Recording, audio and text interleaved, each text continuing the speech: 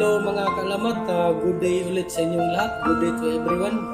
Ngayon na mga kaalamat, gagawa tayo ng Danish cookies. So, ito na yung ating Danish cookies na naka-ready na. Composition nito is butter, itlog, gatas, sugar, and baking powder, and vanilla. So mga kaalamat, unang-una sa lahat, gagawa tayo ng parang bilogin natin siya. So nakagawan tayo ng bilog, tapos i-flat na natin. Flat natin, tapos ilagay natin sa sugar. Ayan siya. So ito sa mga kaalamat, pakita ko sa inyo. Ayan ang ating composition.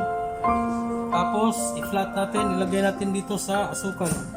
Then ito siya, naka-ready na.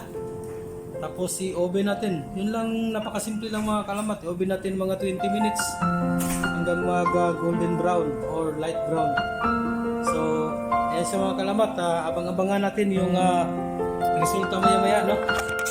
So, para makita nyo yung result. So, yun lang mga kaalamat. At maraming salamat. Abangan nyo maya-maya. So, the best.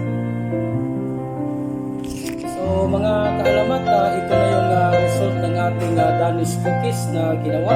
So pakita ko sa inyo yung ating Danish cookies.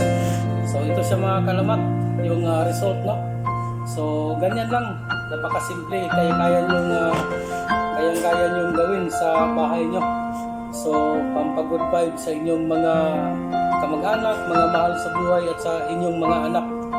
So yun lang mga kaalamat, no? Pinakita ko lang sa inyo yung ating ginawang Danish cookies para sa araw na to. So please subscribe, like, and share, and please click the bell button to subscribe so that you will be notified pag meron tayong mga bagong short videos.